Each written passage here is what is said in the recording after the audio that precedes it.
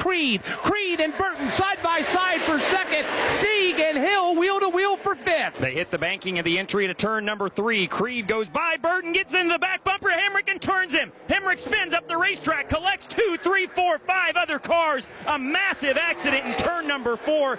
Tons of heavy impacts. One car is upside down. It's the Daniel Hemric car on his lid. Austin Hill is involved. Ryan Sieg involved. The 53 car is involved. Several massive incidents, and about 10 cars stopped down here on the tri-oval at the entry to 3 and 4. Huge crash. Daniel Hemric's car has come to a rest upside down. Significant damage on more than, a dozen race cars. Dylan Welch at your feet. Oh, my goodness, and there were some incredible impacts over here at the exit of turn number 4. Somebody came up the racetrack and absolutely thundered the outside wall. Riley Herbst is stopped down here as well. Window net still up on his race car. Ryan Sieg is backing away and driving from the scene. Herbst puts his window net down. That's a good sign. Medical teams attending to Daniel Hemric, who is upside down still, and Chandler Smith is also stopped over here with heavy front end damage. Safety crews tending to him as well. What an impact over and over and over. It seemed like they just kept piling in. There was probably 15 cars over here involved at the exit of turn 4. And I would say half of those cars junk and on pit road. Somebody's on fire headed down pit road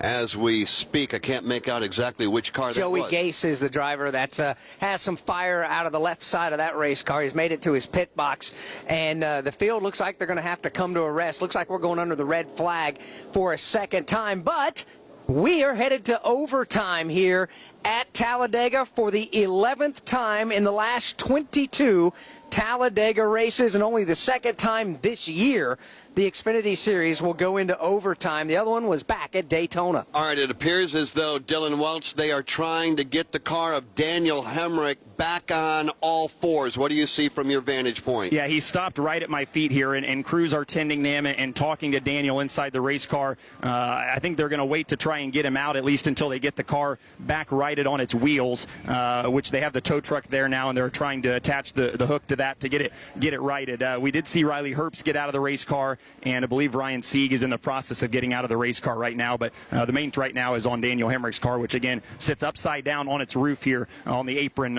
at the exit of turn 4. So Mike Bagley, under the red flag, we're going to overtime with all the attention to all the cars crashing hard off turn 4. Who's left?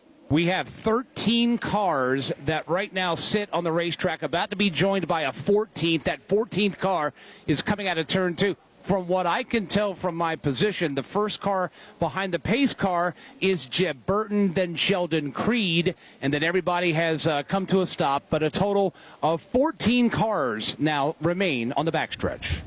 All right, Mike, we're hearing now from NASCAR red flag. Mike pointing out what remains of this field is now on the back straightaway. We'll take you back through the block gone wrong after we take this timeout. Unofficially, Jeb Burton, Sheldon Creed, Parker Kligerman, Brennan Poole, and Kyle Sieg. Again, unofficially, your top 5 under the red flag.